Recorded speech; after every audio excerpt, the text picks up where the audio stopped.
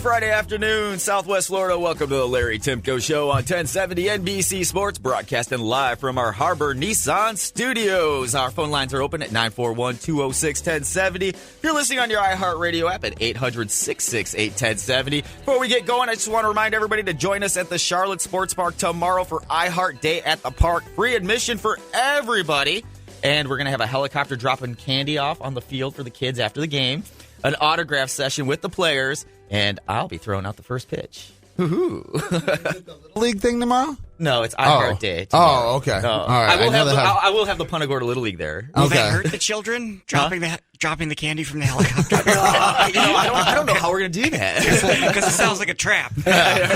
Joining us live in studio, of course, Eric Andreas, Mark Asciutto, and from Last Comic Standing, Joe Machi. Thanks for having me. Thanks for being here. This is the first time I've ever had a Fox News correspondent on the air with me. Well, that show just got canceled. Yeah. Not disrespect to you, but Fox. Well, it was on at 3 a.m. A lot of people didn't even know about it, but thank God for YouTube.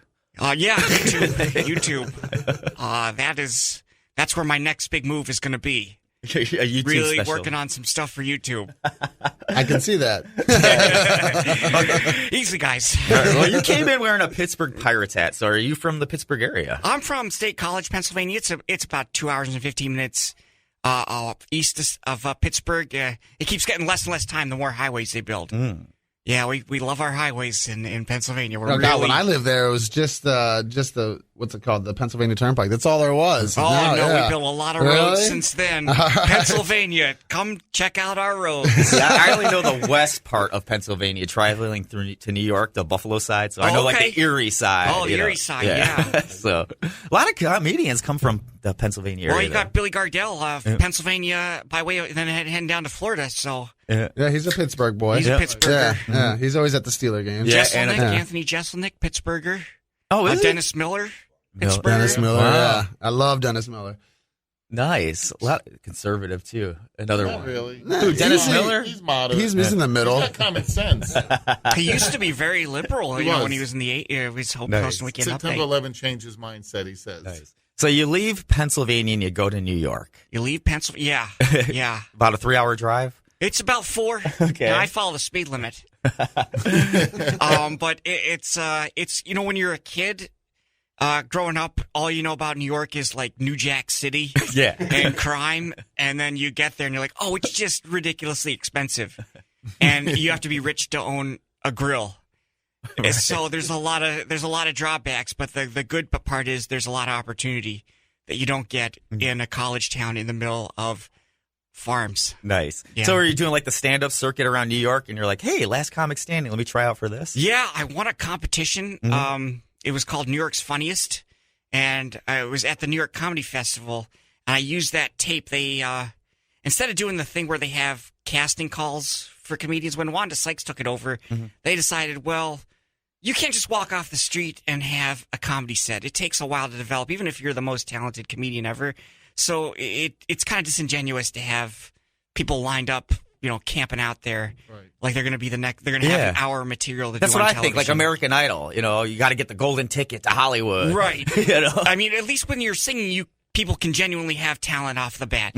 But comedy, you have to develop it. So she decided we're going to only take industry submissions. So I sent that tape in. Nice. And I auditioned, and then she, went from there. That's got to be tough. The judges were right for the first 95 acts that they eliminated. Yeah, I didn't agree with the end. No. Yeah. They were like, right, bull crap. Yeah. Well, that's got to be tough, too, because, like, you're on stage, you're developed a 30-minute to a 45-minute to an hour set, and then here comes Last Comic Standing, and you got to condense it down to, 5 minutes of your best material? Yeah, and there's usually, like, a bunch of lawyers between you and your performance. Really? So, yeah, they don't want you to say anything that could possibly get anyone sued or the FCC, because it's over their broadcast. So you really have to watch your P's They have and a Q's delay and button like we do, right?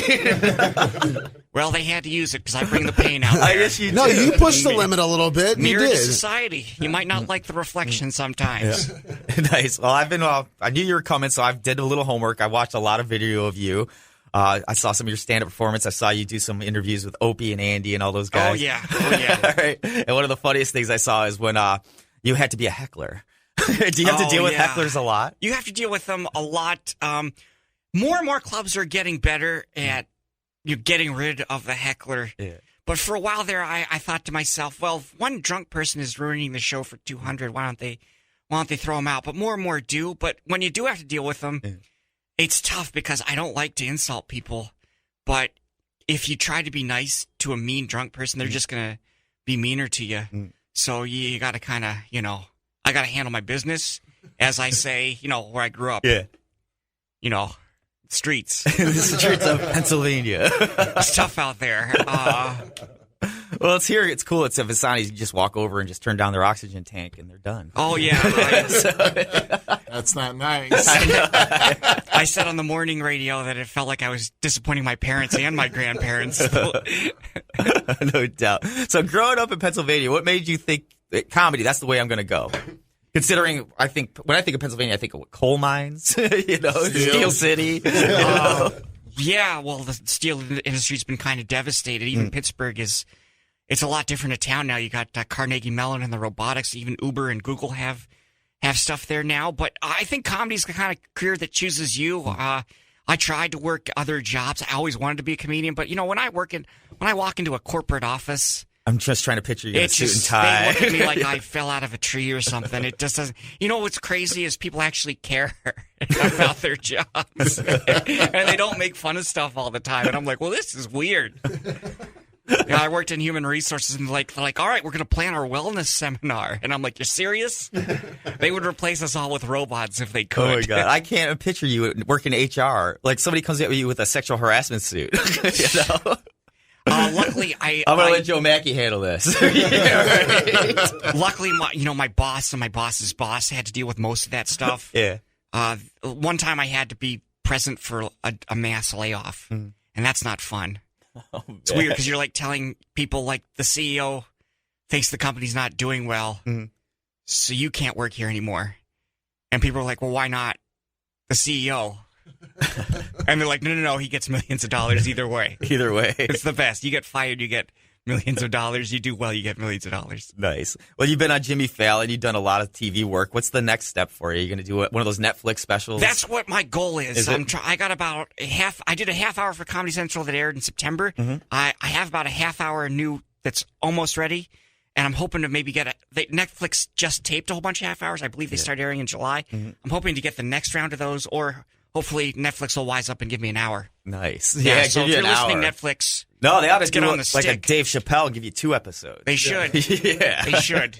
No doubt. So doing Last Comic Standing, you got to meet Wanda Sykes and Roseanne and Keenan Ivory Wayans and all them guys. They give you any real good advice, or are they kind of like standoffish? I didn't get to talk to them very much until at the end because they wanted to look impartial. Yeah. They're judges, so they're supposed to. They only talk to the top 5? Yeah, and then we had a rap party. That was really the only time I had a personal conversation with them. Yeah. It's tough to give someone advice for stand-up. On one episode, we met Jay Leno, and he gave us advice, and I'm like, well, I've been doing this for, at the time, 8 years, and I have a show tomorrow. So you can't just say, be funny, talk about, you have to develop and test out material before you do it on TV. So I almost felt like, well, that's just to get people interested in Jay Leno to watch the show, more so than it is to help our comedy. I did have the opportunity to open for Louis C.K. for about a third of his tour over the past year, and that's been something that's been really valuable. Getting to work with someone day in and day out, see how they develop material over a long period of time, and keep turning it over. That was something that really taught me how to do it. Nice. All right. So Louis C.K. Meeting of the Minds. Meeting of the Minds. He writes a lot though, Lou. He always has a different show. He's what 3-4 hours or something. Yeah, he just released a Netflix special. He did. He just 2017. Yep. He doesn't stop. Yeah, his last special was a little edgy. You got to watch it. Yeah. Well, I rubbed off on him. No, I'm like, oh, that fits because there's 10-15 minutes there that you just be like, oh my God, what's going on right now? It's funny though. Well, what about you? Are you going to write a sitcom or do anything like that? I'm really interested in stand-up. I would love to just be a comedian. I don't know how much that works anymore. It's harder and harder to get fans. So I'm not opposed to doing it, but it's not my goal. Okay, because I'm like typecasting you a little bit, and I can see you in movies. The cool, tough guy? I get that a lot. Right. high school bully. High school bully, right. Gets all the chicks. There you go. Great at sports. Nice. Are you dating? Yeah, I have a lady friend. Yeah? Is it hard to date when you're touring constantly? It is tough because you're always gone, and you're gone at the times they want to do stuff. Of course. Like New Year's Eve, you're working. Friday night, you're working, and you're somewhere else, and then it doesn't end. The more I'm on the road, the better my career is going. Mm-hmm. And that's always a difficult thing. I think for a lot of comedians, that's why you see a lot of, comedians with broken lives. Is she in the entertainment business too? No. Okay. You never date somebody in the entertainment business. I'm not opposed to it. I am right now because she would be mad if I did. So like Jennifer Aniston comes up and says, "Hey, Aniston, if you're listening, Joey Machi, you had your chance." Sexy. This is her favorite show. Jen and I. Oh, man. Spent a month there one night. Nice. Well, I don't know. I figure being like in movies and stuff, it's easy money, right? It doesn't take long. You just tape and then you're off doing your tour. Television is really boring. Yeah. You're sitting there for hours not doing anything. Even when you're taping Last Comic Standing, we got to change the lights. So you sit there for an hour. We're waiting for Howie Mandel. You sit there for an hour. And then the thing I love about stand-up is it's my own creation. I'm saying my own words all the time. I've got no boss, which is really cool. And television, say what Seinfeld had that joke. It's like lights, camera, say what we told you to say. Yeah. And we're like, you're a genius. And I'm not interested in it, to be honest. All right, just the green room food, maybe. Oh, the green room food, craft services. Spent a month there one night. I got to come up with more expressions for stuff I've spent time doing.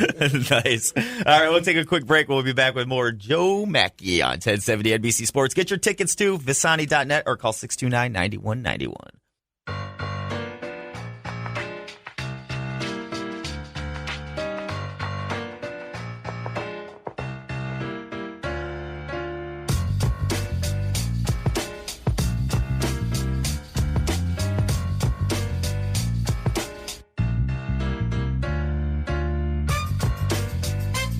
Welcome back to the Larry Timko Show on 1070 NBC Sports, broadcasted live from our Harbor Nissan studios. And we have a full studio. Eric Andreas, Marcus Schuto, Bill Siebert, and Last Comic Standing's Joe Machi, who's performing at Visani's all weekend long. For tickets, just log on to Visani.net or call 629-9191. 2 shows on Saturday. That's important to know because the late show at 9:30 is always the best. Yeah, always. It's we let them open up a little bit more, and it's you get a younger crowd in there. It's fun. You don't have to worry about the FCC, Joe. No, yeah. and the early show is great too, depending on ticket sales. How we're doing on that one.